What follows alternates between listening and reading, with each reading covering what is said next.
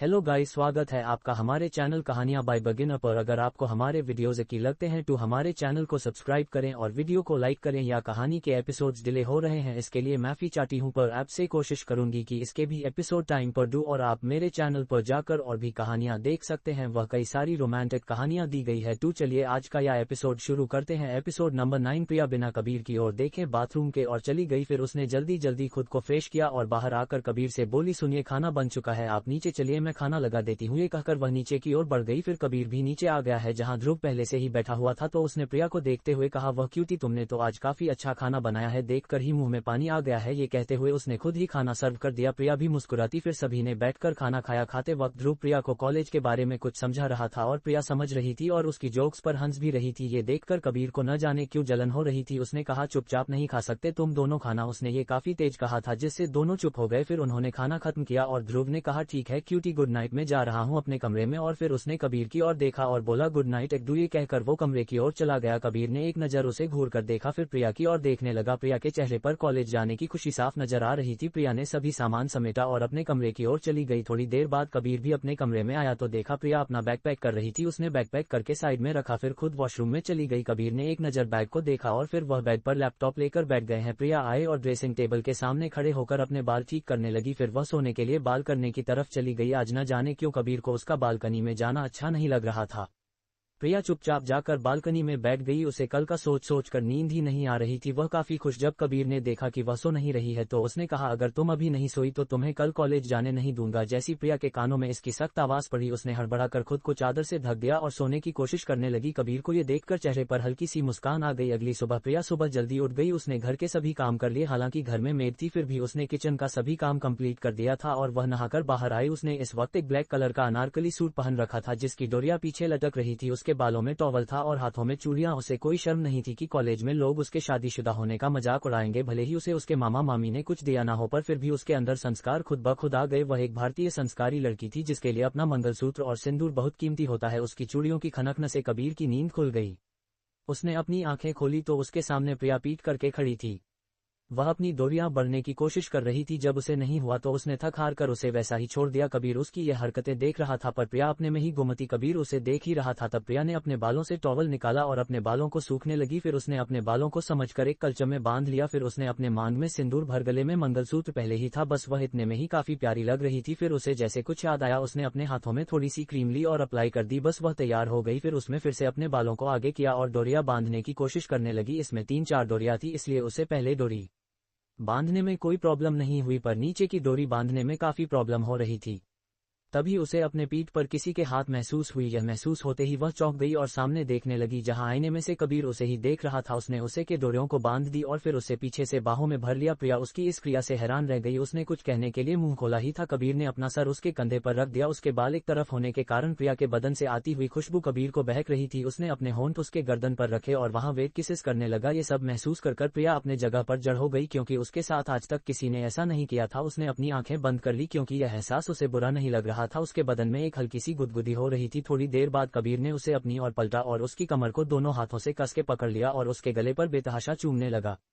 प्रिया अपनी आंखें बंद कर ली और कबीर को जो करना है उसे करने दे रही थी। फिर कबीर ने उसकी गले पर चूमने के साथ साथ बाइट भी करने लगा। उसने एक बार इतनी जोर से बाइट किया जिसे प्रिया के मुंह से आह निकल गई। उसकी आह सुनकर कबीर मानो जैसे होश में आया। उसने अपना चेहरा प्रिया के गर्दन से चेहरा निकलकर प्रिया के चेहरे को देखा जिसका चेहरा लाल हो चुका था और वह आंखें बंद कर खड़ी थी। ये देखकर कबीर को खुद पर ही गुस्सा आया पर उसने प्रिया को दूर झटक दिया। प्रिया जैसे अपनी मदहोशी से बाहर आई, वह उसके ऐसे धकेलने से 2-3 कदम पीछे हो गई। कबीर ने एक नजर से घूर कर देखा और बोला, कॉलेज जा रही हो तो इतना साज सवार कर जाने की क्या जरूरत है? हाँ, मुझसे अटेंशन नहीं मिला तो वहां जाकर कोई अमीर लड़के को फंसाओगी है ना? तुम जैसे ही गरीब मिडिल क्लास लड़कियों की फितरत में अच्छे से जानता हूं, पर याद रखना अगर तुमने ऐसी कुछ भी हरकत करने की कोशिश की तो मुझसे बुरा कोई नहीं होगा। प्रिया जैसे कुछ समझ ही नहीं पाए अभी उसके साथ यह हुआ क्या, ये सब बोलकर कभी वहां से चला गया। प्रिया की आंखें नम हो गई। कबीर हर बार उसके चरित्र पर उंगली उठाता था पर प्रिया उसे कुछ नहीं कह पाती थी। प्रिया ने अपना सिर नीचे झुका दिया। फिर वह 2 मिनट वैसी ही खड़ी रही और फिर से शीशे के सामने गई। उसने अपना हुलिया ठीक किया। वह इतने कबीर के कहे हुए सब शब्दों के बारे में ही सोच रही रही थी, इस वजह से उसका ध्यान अपनी गर्दन पर गया ही नहीं जहां बहुत सारे लाल निशान बन चुके थे। प्रिया की स्किन काफी सेंसिटिव थी जिस वजह से वह निशान साफ साफ दिखाई दे रहे थे। प्रिया चुपचाप नीचे आ गई और किचन में चली गई। उसने लगभग नाश्ता बना ही लिया था। अब तक सुबह के 8:30 बज चुके थे। कबीर भी जिम की ओर चला गया। वह जाकर पंचिंग बैग पर बहुत जोर जोर से पांच करने लगा। उसे खुद पर ही गुस्सा आ रहा था। वह जानता था कि प्रिया की इसमें कोई गलती नहीं है। उसने खुद की गलती छुपाने के लिए प्रिया को पूरा भला कह दिया था, पर अब उसे न जाने क्यों बेचैनी हो रही थी। इस वजह से वह जोर जोर से पंचिंग बैग पर पांच कर रहा था। लगभग ऐसे ही आधे घंटे तक उसे पांच बैग पर अपना गुस्सा निकालने के बाद वह अपना पसीना पूछते हुए कमरे में आया तो कमरे में प्रिया मौजूद नहीं थी। वह नहाने चला गया और तैयार होकर नीचे आया। नीचे उसने हाल में नजर घुमाई तो उसे डाइनिंग टेबल से ध्रुव की आवाज आने लगी जो प्रिया से शायद बातें कर रहा था। ये सुनकर कबीर ने अपने कदमों की रफ्तार बढ़ा ली। वह जैसे ही डाइनिंग टेबल की ओर देखा वहां ध्रुव बैठे नाश्ता कर रहा था। उसने कबीर को देखकर गुड मॉर्निंग कहा तो कबीर ने भी उसे गुड मॉर्निंग कह दिया। फिर कबीर ने एक नजर प्रिया ही और देखा जो अपना सर झुकाकर ध्रुव को नाश्ता सर्व कर रही थी। ध्रुव ने कहा क्यूटी तुम अपना ख्याल रखना। ये कहते हुए उसने उसे देखा तो प्रिया ने बस अपना सर हमें हिला दिया। जब से ध्रुव नीचे आया था उसने प्रिया के बर्ताव को नोटिस किया था। हमेशा से उसे हंसते हुए बात करने वाली प्रिया आज कुछ उखड़ी उखड़ी सी लग रही थी। फिर उसने उसे नजरअंदाज किया और एक नजर कबीर की ओर देखा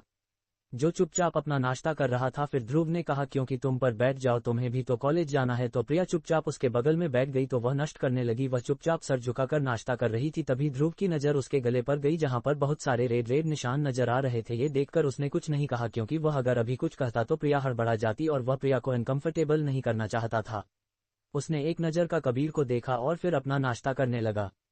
यहाँ प्रिया का नाश्ता करने का बिल्कुल मन नहीं था। उसमें जैसे तैसे थोड़ा बहुत खाया और सब कुछ समेटकर किचन में रख दिया। फिर वह हिचकिचाते हुए ध्रुव के कहा ध्रुव भाई क्या आप हमें एक बार कॉलेज का रास्ता बता देंगे, फिर हम खुद ही चले जाया करेंगे। जैसे ही उसने ये कहा ध्रुव कबीर की ओर देखने लगा। कबीर ने कुछ कहा ही नहीं। तू तो ध्रुव ने कबीर से कहा कबीर तू क्यूटी को ड्राइवर से कहकर कॉलेज पहुंचा दे और फिर उन्हें लेने के लिए भी कह दे। तो कबीर ने गुस्से से कहा इसके लिए मेरे पास कोई फ्री की गाड़ी और ड्राइवर नहीं है और ना ही ये दहेज में ये सब कुछ लेकर आई है। इसे पढ़ना है तो पढ़े पर मुझे ऐसी कोई भी मदद नहीं मिलेगी और खबरदार अगर तूने भी से कॉलेज छोड़ा है या लेने गया है तो हम इसे पढ़ा रहे हैं, बस यही काफी है। ये कहकर वह प्रिया की ओर देखने लगा। उसका मकसद प्रिया को हट करना था और ऐसा वह क्यों कर रहा था बस वही जानता था। प्रिया ने ये सुनकर अपना सर और भी नीचे झुका लिया। उसने कहा कोई बात नहीं भैया, बस आप हमें एक बार रास्ता बता देंगे फिर हम खुद ही चले जाया करेंगे, की जरूरत नहीं है किसी मुझे मैं तुम्हें छोड़ दूंगा। यह कहते वक्त उसने कबीर को देखा और उससे बोला जानता है या नहीं यहाँ से कॉलेज 1 घंटे की दूरी पर है और बेचारी पैदल जाएगी तो कितना थक जाएगी, तू ऐसा कैसे कर सकता है। तो कबीर ने एक नजर से घूर कर देखा और बोला अगर तूने इसकी मदद की तो तेरी और मेरी दोस्ती खत्म, तेरे लिए मेरे दिल के और मेरे घर के दरवाजे हमेशा के लिए बंद। ये कहकर वह बाहर की ओर चला गया। प्रिया ने उसे जाते हुए देखा और बोली कोई बात नहीं भैया हम चले जाएंगे, बस आप एक बार हमें रास्ता बता दीजिए। हम कल गए थे पर हमें समझ ही नहीं आया कुछ, एक बार हम अच्छे से समझा देंगे ना, फिर हमें कोई प्रॉब्लम नहीं होगी। तुझे सुनकर ध्रुव ने एक गहरी सांस ली। वह कबीर को नहीं खो सकता था इसलिए उसे मजबूरन प्रिया को पैदल जाना देना पड़ा। प्रिया का कॉलेज 11 बजे का था और अभी लगभग 9:30 बज चुके थे। उसे रास्ता समझाया। प्रिया ने उसे रास्ते को अच्छे से याद कर लिया। उसने लैंडमार्क बताए थे कि उसे लैंडमार्क से कहा लेफ्ट और राइट लेने हैं। प्रिया यह अच्छे से समझ चुकी थी। वह अपने कमरे में गई और अपना बैग उठाया और फिर चुपचाप घर से बाहर निकल गई। बाहर काफी धूप हो रही थी। सुबह की हल्की हल्की धूप की किरणें सड़कों पर पड़ रही थी। वह फटाफट अपने कॉलेज की ओर बढ़ रही थी। जैसे ही वह हिल हाउस से बाहर निकली उसके पीछे कई सारे गार्ड निकल पड़े जो चुपचाप उसकी रक्षा करने वाले थे। ये कबीर के भेजे हुए ट्रेन गॉड्स थे जो किसी को भी चुटकियों में हरा सकते थे। पिछली बार प्रिया का किडनैप होने के बाद कबीर कोई भी लापरवाही नहीं बरतना चाहता था पर उसने न जाने क्या सोचकर प्रिया को कॉलेज न छोड़ने की बात कही। प्रिया बराबर कॉलेज के रास्ते जा रही थी। उसने अनारकली सूट पहन रखा था जिससे उसे काफी धूप महसूस हो रही थी और गर्म भी हो रहा था। उसने जैसे तैसे रास्ता काट लिया और पसीने से भीगती हुई वह कॉलेज में पहुंची। उसका चेहरा लाल हो चुका था। उसने अपने चेहरे को पोंछा और कॉलेज के गेट की ओर देखा। फिर उसने एक गहरी सांस ली और अंदर चली गई। सभी स्टूडेंट्स यहाँ वहाँ जा रहे थे। कोई ग्रुप में खड़े होकर मस्ती कर रहा था तो कोई फॉर्म सबमिशन के बारे में डिस्कशन कर रहा था। यहाँ का माहौल काफी फ्रेंडली था। प्रिया आगे बढ़ ही रही थी तभी उसके सामने कुछ सीनियर लड़के आ गए। उनमें से एक लड़के ने कहा देखो तो हमारे कॉलेज में काली परी आई है। ये सुनकर उसके दोस्त लोग भी हंसने लगे तो उसे लड़के ने कहा क्या नाम है तुम्हारा।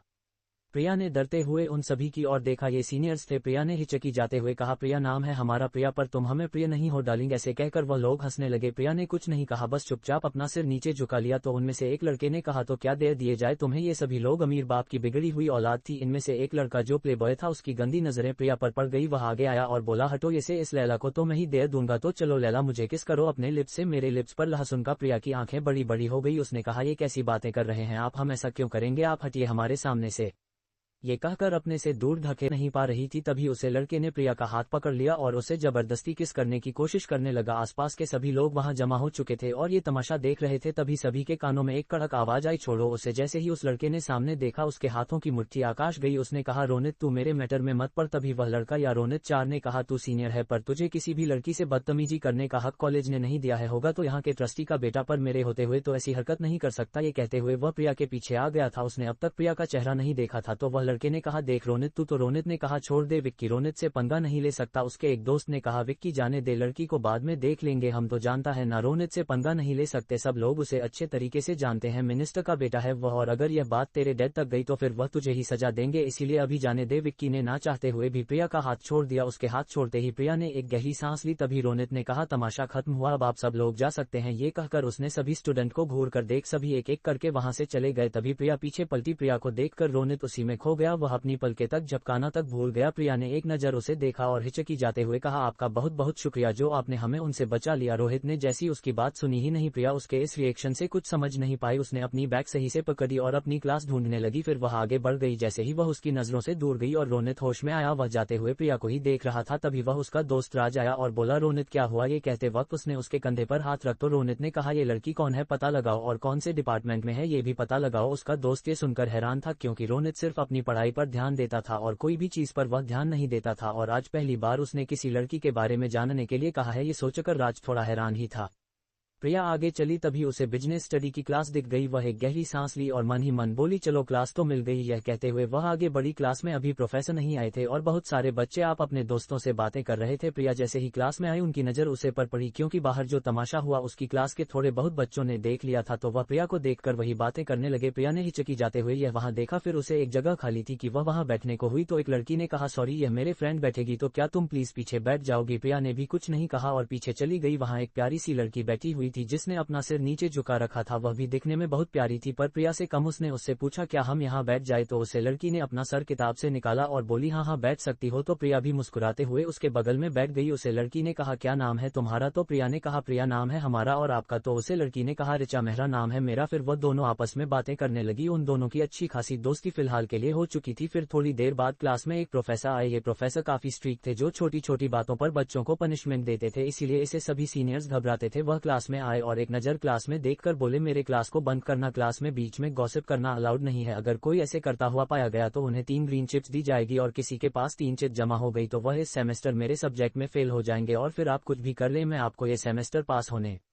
नहीं दूंगा, इसीलिए केयरफुल रहे और मेरे क्लास में शांति बनाए रखें। ये कहते वक्त उनकी आवाज में एक शक्ति थी। सभी बच्चों ने अपना सर हमें हिलाया। फिर उन्होंने कहा, तो हम ऐसे ही पढ़ना शुरू करते हैं, इंट्रोडक्शन हम जैसे जरूरत होगी वैसे ले लेंगे। ये कहकर वह पढ़ने लगे। प्रिया सब कुछ अच्छे से देखा और सुन रही थी, उसे यह कुछ सब समझ में आ रहा था और वह जो जरूरी लगता है उसे नोट डाउन भी कर रही थी। ऋचा ने एक नजर उसे देखा और वह भी अपनी पढ़ाई करने लगी। ऐसे ही करके 2 लेक्चरर्स खत्म हुए। फिर ऋचा ने कहा, चलो कैंटीन चलाते हैं, कुछ खा लेंगे। तो प्रिया को याद आया कि उसके पास तो पैसे ही नहीं है। उसने बहाना बना दिया, नहीं नहीं हम घर से खाकर आए हैं। ये कहते वक्त उसने उसे जैसे तैसे टाल दिया, पर उसे भूख लग रही थी। सभी लोग कैंटीन की तरफ जा रहे थे, कुछ क्लास में ही बैठकर खा रहे थे। प्रिया ने अपना सिर नीचे झुका लिया और चुपचाप बुक पढ़ने लगी। जो अभी 2 लेक्चर हुए थे वह उन्हें रिवाइज कर रही थी। थोड़ी ही देर बाद ब्रेक खत्म हुआ और ऋचा आई और बोली, अभी बस एक लेक्चर रहता है, फिर उसके बाद कॉलेज छूट जाएगा। वैसे तुम कहाँ रहती हो? प्रिया ने कहा यहाँ से 1 घंटे की दूरी पर है जो ना बड़ा सा विला, बस वही रहते हैं। अच्छा तुम्हारे पापा क्या करते हैं? ये सुनते ही प्रिया के मन में उथल पुथल शुरू हो गई। पापा, ये शब्द तो कभी उसकी जिंदगी में था ही नहीं और उसे पता भी नहीं था कि उसके पापा है कौन। उसने अपना सर झुका दिया और कुछ कहने को हुई, उससे पहले ही क्लास में एक मैडम आ गई जो उन्हें अकाउंट्स पढ़ने वाली थी। फिर ऋचा ने भी कुछ नहीं पूछा। प्रिया ने अपने से भी ख्यालों को दरकिनार किया और पढ़ाई पर ध्यान देने लगी। फिर कॉलेज छूट गया। ऋचा और प्रिया कॉलेज गेट तक साथ में गई। फिर ऋचा ने कहा, अगर तुम चाहो तो मैं तुम्हें घर छोड़ सकती हूँ मेरी कार से। तो प्रिया ने मना करते हुए कहा, नहीं नहीं हम चले जाएंगे, आपका बहुत बहुत शुक्रिया। ऋचा ने हिचकी जाती हुई कहा, ये तुम आप हम ऐसे करके क्यों बात करती हो? मुझे तुम तू कहकर बुला सकती हो, यह ऐसे तुम आप बहुत अजीब लगता है। तो प्रिया ने मुस्कुराकर कहा, जी ठीक है हम कोशिश करेंगे। फिर दोनों ने एक दूसरे को बाय कहा और आप अपने दिशा की ओर चले गए। कबीर के गार्ड को सिर्फ गेट तक ही जाने की परमिशन थी, गेट से अंदर उन्हें जाने की परमिशन नहीं थी, इसीलिए उन्हें प्रिया के साथ क्या हुआ इसकी खबर नहीं थी। जैसे ही प्रिया गेट से बाहर आई वह लोग फिर से चुप छुपाते उसके पीछे लग गए। प्रिया धीमे धीमे चलकर घर जा रही थी, उसे काफी भूख भी लग चुकी थी और वह पानी भी नहीं लाई थी, इस वजह से उसे प्यास भी लग रही थी। वह धीरे धीरे घर जा रही थी। करीबन आधे 1 घंटे बाद वह घर पहुंच गई। अब तक दोपहर के 4 बज चुके थे। प्रिया घर में आए और एक गहरी सांस ली, फिर वह अपने कमरे में चली गई और बैग रखकर पहले उसने नहा लिया, क्योंकि उसे काफी पसीना आ चुका था। फिर उसने अपने कपड़े बदले और किचन की ओर चली गई। उसने जल्दी जल्दी प्लेट में खाना डाला और वहीं बैठकर खाने लगी क्योंकि उसे काफी भूख लग गई थी। सुबह भी कबीर की बर्ताव की वजह से उसने अच्छे तरीके से नाश्ता नहीं खाया था।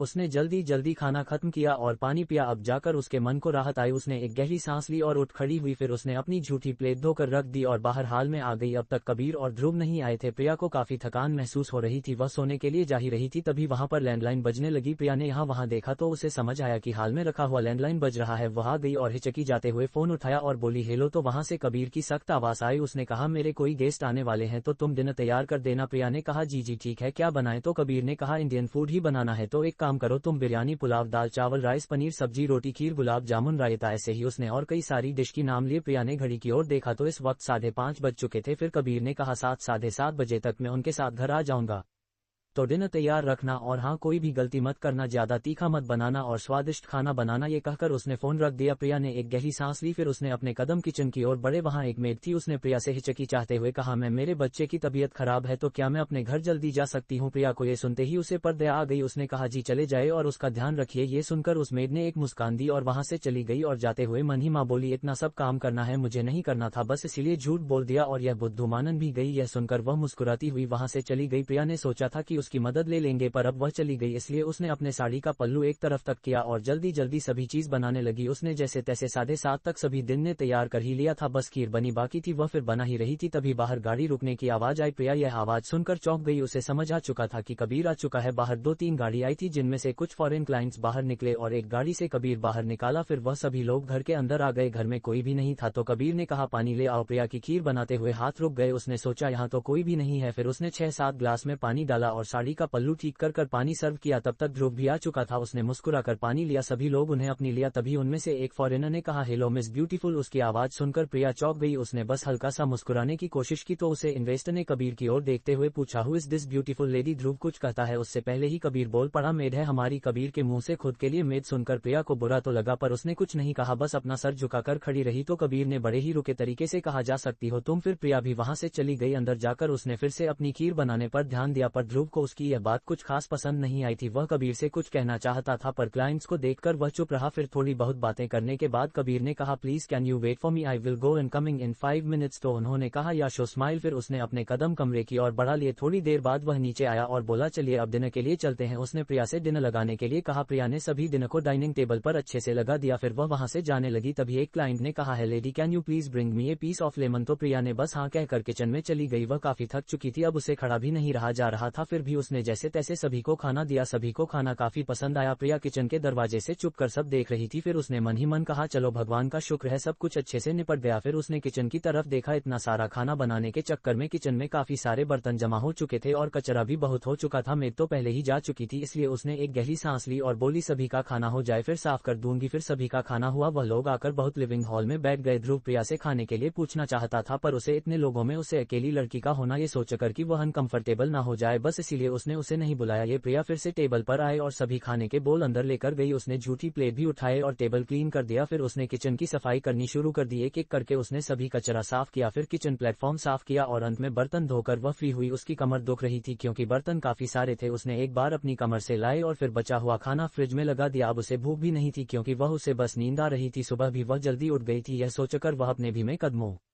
से कमरे की और बड़ी हाल की लाइट बंद हो चुकी थी। सभी मेहमान जा चुके थे और कबीर भी अपने कमरे में जा चुका था। फिर वह धीमे कदमों से कमरे में आई। कबीर अपने लैपटॉप पर काम कर रहा था। उसने एक बार भी यह जहमत नहीं उठाई कि वह प्रिया को शुक्रिया ही कह दे क्योंकि उसी के कारण उसे दिल मिल चुकी थी। उन लोगों को खाना काफी पसंद आया था। प्रिया काफी थकी हुई थी। उसने कपड़े बदलने की भी जहमत नहीं की। उसके कपड़ों पर मिर्ची तेल आटा लगा हुआ था और थोड़ा गीला भी हो चुके थे। वह बालकनी में गई और सीधा बिस्तर पर लेट गई। कबीर ने एक नजर उसे देखा और बिना कुछ कहे अपना काम करने लगा। ये प्रिया को बिस्तर पर लेते ही नींद आ गई।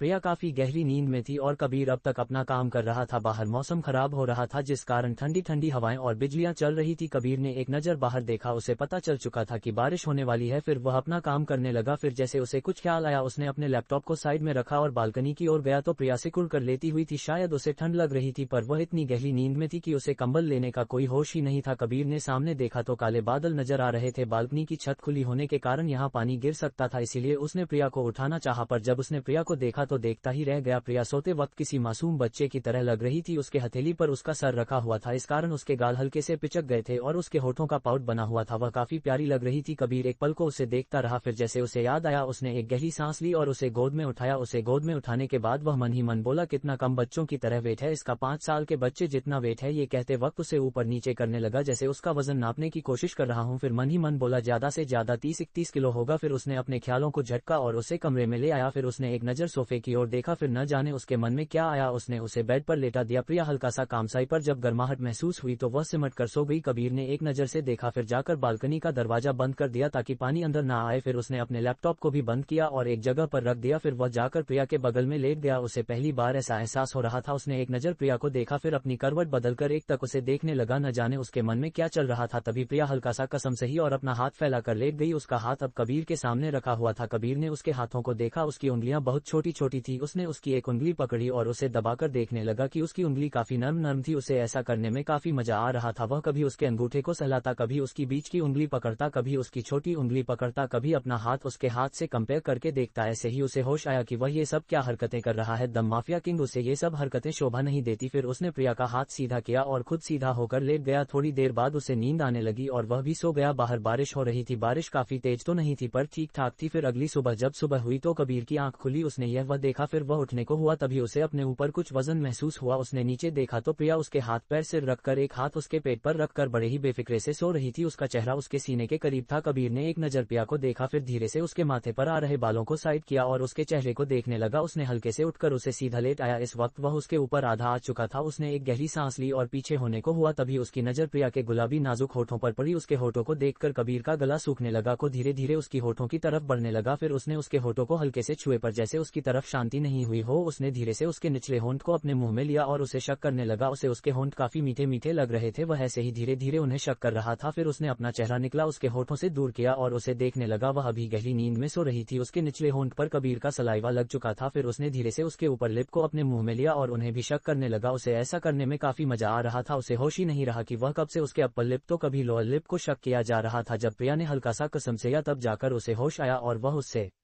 दूर हुआ और अपने सिर पर हाथ फेरा कर बोला, वह ओ गॉड, यह मैं क्या कर रहा था। ये कहते वक्त उसकी नजर प्रिया के चेहरे पर थी। फिर उसने मन ही मन कहा, वैसे इसकी होंठ काफी टेस्टी है। फिर जैसे उसको अपने ख्यालों पर ही अफसोस हुआ, यह मैं क्या कह रहा हूँ। फिर उसने घड़ी की तरफ नजर दौड़ाई जिसमें सुबह के 7 बजे थे। वह हल्का सा उठा। फिर उसे याद आया कि प्रिया को भी कॉलेज जाना है पर वह उसे उठाना नहीं चाहता था, इसलिए उसने बस बाथरूम में जाते वक्त जोर से दरवाजा बंद किया। प्रिया की आंखें धीमे से खुली। उसने आप जाकर खोली तो आज उसकी आंखों के सामने अलग नजर था। हर वक्त उसकी आंखों के सामने थोड़ा सा आसमान और बालकनी की थोड़ी सी छत होती थी, पर आज उसके सामने एक सीलिंग थी जिस पर कुछ डिजाइन्स बनी हुई थी। उसने यह वह देखा तो उसे यह जग जानी पहचानी लगी। उसकी नींद पूरी तरीके से खुल गई और वह उठकर बैठ गई। उसने अपने आप को कबीर के बेड पर देखकर चौंक गई और बोली, है भगवान, हम यहाँ कैसे आ गए। अगर उन्होंने देख लिया होगा तो नहीं बहुत डटेंगे और फिर से हमें कुछ ना कुछ कहेंगे। ये कहते हुए वह जैसे ही उतरने को हुई बाथरूम का दरवाजा खुला और कबीर अपने जिम वेयर में बाहर आया। प्रिया उसे देखकर डर गई पर कबीर ने एक नजर उसे देखा और चुपचाप जिम की ओर चला गया। प्रिया ने एक गहरी सांस ली, फिर उसने समय देखा और बोली, है भगवान, हम तो लेट हो गए। ये कहकर वह जल्दी जल्दी क्लोजेट में चली गई और वहां कर उसने अपने लिए एक ग्रीन कलर का सलवार कमीज लिया और बाथरूम में चली गई। उसने जल्दी जल्दी शावर लिया और अपने हुलिये को सुधार कर नीचे चली गई। फिर उसने जल्दी से नाश्ता बनाया। उसे भी काफी भूख लग चुकी थी क्योंकि उसने रात में डिनर भी नहीं किया था। फिर उसने जैसे तैसे पोहा और सैंडविच तैयार किए, जूस तैयार किया और अपने बैग को पैक कर लिया। उसने अपने लिए कुछ सैंडविच पैक कर लिए थे क्योंकि कल की तरह उसे खुद को फिर से खाने के लिए अफसोस नहीं करवाना था। फिर उसने अपने लिए एक वाटर बोतल भी ले ली और उसे अपने बैग में रख दिया। फिर उसने जल्दी से नाश्ता टेबल पर लगाया। अब तक 9 बज चुके थे। उसे 9:30 तक घर से निकलना होगा, तब जाकर वह 15 मिनट पहले कॉलेज पहुंच पाएगी। वह कबीर का इंतजार करने लगी पर कबीर आया ही नहीं। उसके आने से पहले ही ध्रुव आ गया। उसने कहा, सॉरी क्यूटी, कल के लिए वह बहुत सारे लोग थे इसीलिए मैंने तुम्हें नहीं बुलाया। ये कहकर वह कुछ उदास सा हो गया तो प्रिया ने कहा, कोई बात नहीं भैया, वैसे भी हम इतने सारे अनजान लोगों के बीच अनकंफर्टेबल हो जाते तो आप टेंशन मत लीजिए, हमें बिल्कुल बुरा नहीं लगा। तो ध्रुव ने भी हाँ कह दिया। फिर वह बोला, कबीर कहा है। तो प्रिया ने कहा, शायद आते ही होंगे। जैसे ही उसने ये कहा सीढ़ियों से जूते की आवाज आई। दोनों ने वहां देखा, वहां से कबीर किसी से कॉल पर बात करते हुए नीचे आ रहा था। वह बात करते हुए ही डाइनिंग टेबल पर बैठ गया। प्रिया ने दोनों को नाश्ता सवेकर किया और खुद भी सवेकर कर जल्दी जल्दी खाने लगी। कबीर अभी भी फोन पर सामने किसी की बातें सुन रहा था। उसकी एक तिरछी निगाह प्रिया पर भी थी। वह कभी घड़ी को देखते तो कभी खाने को। उसने जैसे तैसे खाना खाया और बैठ गई। फिर उसने कबीर के कॉल कट करने का इंतजार किया। कबीर मानो समझ गया कि वह उसके कॉल कट करने का इंतजार कर रही है, इसलिए उसने और भी कॉल के लिए देरी की। प्रिया जब तक जाकर अपना बैग ले आए और तांगा कर हाथ उलझाते हुए सामने खड़ी हो गई। ध्रुव कबीर की हरकत देख रहा था। उसे हैरानी हो रही थी, कबीर कभी भी ऐसी फालतू हरकतें बातें नहीं करता था। वह कभी कबीर को देखा तो कभी प्रिया को। उसने मन ही मन कहा हवाएं बदल रही है। फिर वह चुपचाप अपना नाश्ता करने लगा। यहाँ प्रिया ने फिर से घड़ी देखी तो 9:45 हो चुके थे। कबीर ने उसे और परेशान करना ठीक नहीं समझा और फोन रख दिया। प्रिया ने उसके फोन रखते ही तुरंत कहा क्या हम जाए। कबीर ने एक नजर उसे देखा और बस हम कह दिया। प्रिया भी फिर जल्दी से बाहर निकल गई और जल्दी जल्दी चलने लगी। उसकी जो 15 मिनट थे वह यही वेस्ट हो चुके थे। अगर अब वह जल्दी जल्दी ना चलती तो वह पहले लेक्चर के लिए लेट हो जाती और पहले लेक्चर स्ट्रिक्ट प्रोफेसर का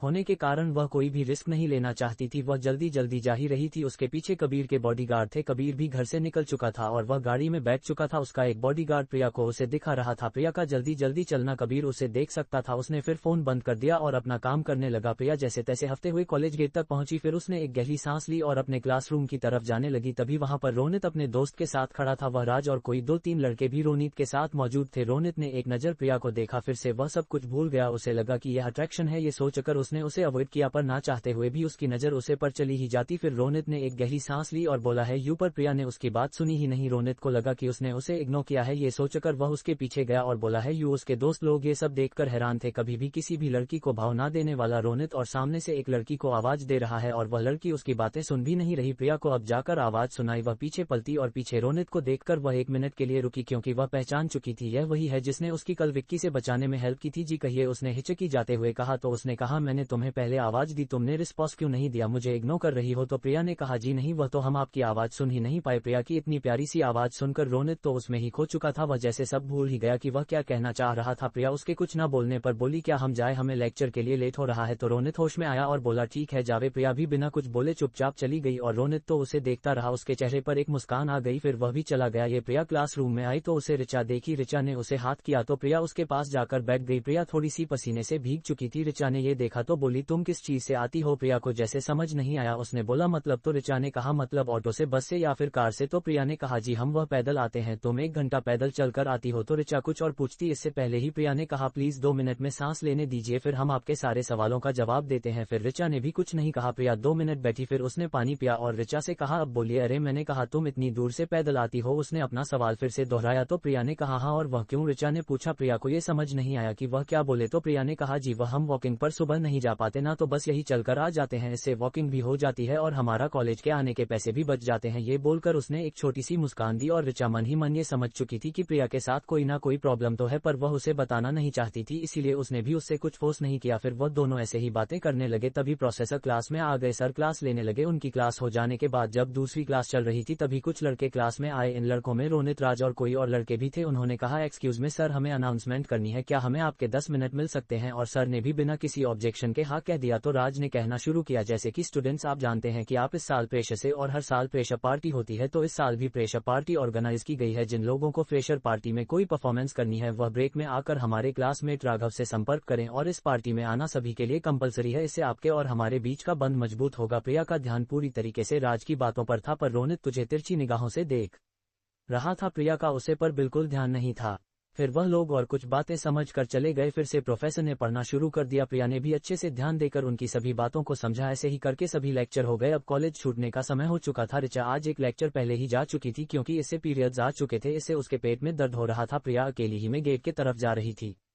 वह भी गेट से बाहर निकालकर कुछ दूर चली ही थी। तभी बाइक पर कुछ लोग आए और प्रिया के आगे आकर बाइक रोक दी। प्रिया एकदम से रुक गई। जब उसने नजर उठाकर देखी तो सामने विक्की था और उसके साथ उसके कुछ दोस्त भी थे। प्रिया ने अपने कदम पीछे लिए और दूसरी ओर से जाने को हुई तभी वह लोग बाइक से उतर गए और प्रिया के सामने खड़े हो गए। उन्होंने उसे घेर लिया था। प्रिया कुछ कहती उससे पहले ही विक्की बोल पड़ा अब मिली ना चिड़िया हाथों में तो चलो मैं ना अब अपने प्रिया जी को एक चुम्मा दे दो। जब से तुम्हें देखा है ना तुम्हारे होठों पर चूमने का मन कर रहा था पर वह साला रोनित बीच में आ गया। पर यह हमें कोई डिस्टर्ब नहीं करेगा और अगर तुम चाहो तो हम कहीं और भी चल सकते हैं और वहां जाकर हम कुछ और भी कर सकते हैं। समझ रही हो ना तुम। ये कहते हुए वह उसे ऊपर से नीचे तक देखने लगा। प्रिया काफी डर चुकी थी। उसने कहा देखिए हमें जाने दीजिए हम आपको किसी नहीं कर सकते। हटी हमारे रास्ते से। प्रिया आगे जाने को हुई तो विक्की ने उसका दुपट्टा पकड़ लिया और उसे पीछे खींच जिस कारण प्रिया के गले में दुपट्टे से फांसी लगने लगी। प्रिया ने अपने दुपट्टे पर हाथ रखा और दुपट्टा खींच पर विक्की उसे छोड़ ही नहीं रहा था। प्रिया ने जैसे तैसे अपना दुपट्टा छुड़वाया और कुछ कहने को हुई तभी विक्की ने उसकी कमर पकड़ ली। प्रिया काफी डर चुकी थी। पहले नकुल की जबरदस्ती फिर थॉमस की जबरदस्ती और अब ये के दिमाग में यही सब चल ही रहा था। उसका दिमाग ब्लैक हो चुका था, उसे कुछ समझ नहीं आ रहा था। तभी जैसे ही विक्की ने उसके कमर को जोर से दबाया तब जाकर उसे होश आया। वह उसके सीने पर मरने लगी और बोली छोड़ो छोड़ो हमें। तभी अचानक वहां पर काले कपड़े पहने कोई लोग आ गए। वह गाड़ी से उतरे और फटाफट विक्की और उसके सभी दोस्तों को उठाकर ले गए। प्रिया हैरान रह गई, वह काफी डर चुकी थी। उसे लगा कि अब ये लोग कौन आ गए, पर वह लोग उसे उठाकर ले गए। प्रिया को थोड़ी टेंशन ही हुई कि यह लोग कौन थे और इन्हीं क्यों ले गए, पर फिर उसने अपने सोच को झटका और बोली मैं बच गई। यह सोचकर वह आगे चली गई, पर उसे रह रहकर विक्की और उसके दोस्तों की चिंता सताई जा रही थी। वह काफी सॉफ्ट हार्टेड थी, उसे अपने से पहले सबकी चिंता होती थी। वह उसके घर वालों के बारे में सोच रही थी। फिर उसने सोचा उसके पहचान वाले हुए तो फिर उसने अपने सभी ख्यालों को झटका और आगे बढ़ गई। यह कोई और नहीं बल्कि कबीर के गार्ड थे। एक गार्ड ने सारी बदतमीजी का वीडियो बना लिया था और फिर उन लोगों को उठाकर हेल मैंशन में ले गए थे। प्रिया के घर पहुंचने से पहले उन लोगों को हेल मैंशन के बेसमेंट में पहुंचा दिया गया था।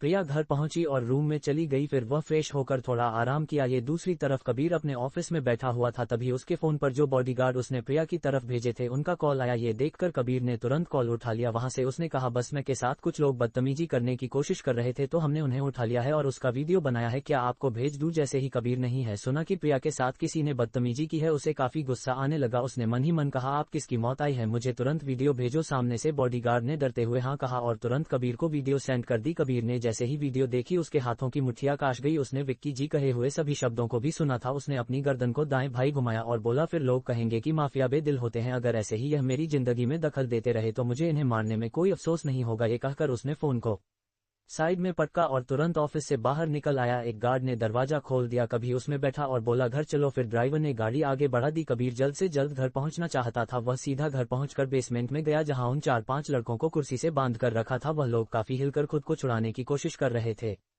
कबीर ने एक नजर उन पांचों को देखा और फिर बोला बहुत गर्मी चढ़ी है तुम लोगों को और छेद भी तो किसे। कबीर सिंघानिया की बीवी को तुम्हारी हिम्मत कैसे हुई उसे पर अपनी गंदी नजर डालने की। यह कहते वक्त वह विक्की की तरफ गया क्योंकि विक्की की बदतमीजी है उसने साफ देखी थी। वह उसकी तरफ गया और उसके मुंह पर एक कसकर 5 मारा जिससे विक्की के नाक से खून निकलने लगा, पर मुंह पर पट्टी बंधी होने के कारण वह चीख भी नहीं पा रहा था। फिर कबीर ने अपनी बॉडीगार्ड की तरफ गर्दन टेढ़ी कर देखा। बॉडीगार्ड एक पल को सक पका गया। फिर उसने एक खंजर कबीर के पास दिया। कबीर ने उसे खंजर से विक्की के दोनों हाथ काट डाले। विक्की डर से छटपटा रहा था। उसके बाकी सभी लोग दोस्त ये देखकर डर से और भी ज्यादा हलचल करने लगी। कबीर ने एक तेरी नजर से उन सबको देखा। उसकी नजरों में इतना डरावना लग रहा था कि उन लोगों की पेशाब निकल गई। फिर उसने एक नजर विक्की को देखा और फिर कहा जला दो सबको और उनकी लाशों को उनके माँ बाप के पास पार्सल करो। उनके माँ बाप को भी तो पता चले कि उनके बच्चे क्या गुल खिलाते हैं। वह लोग ये सुनकर चीखने लगे। विक्की की तो हालत काफी खराब हो चुकी थी फिर भी वह चीखे जा रहा था। थोड़ी देर बाद वहां पर आग की लपटें उठी और उनमें उनकी चीखें गूंज कर रह गई। कबीर ने एक खतरनाक मुस्कान के साथ उसे जलते हुए सबको देखा और बोला अब किसी को भी उसे हाथ लगाने से पहले मुझे होकर गुजरना पड़ेगा। तो आज का एपिसोड यहीं समाप्त होता है। उम्मीद करती हूँ आपको यह एपिसोड अच्छा लगा होगा। अगर आपको यह एपिसोड अच्छा लगे तो वीडियो को लाइक और चैनल को सब्सक्राइब करें और अपना कीमती कमेंट दे। और हाँ, एक खास सवाल, ऋचा के साथ में रोनित की केमिस्ट्री बताऊं या ध्रुव की? कमेंट करो। Thanks for watching.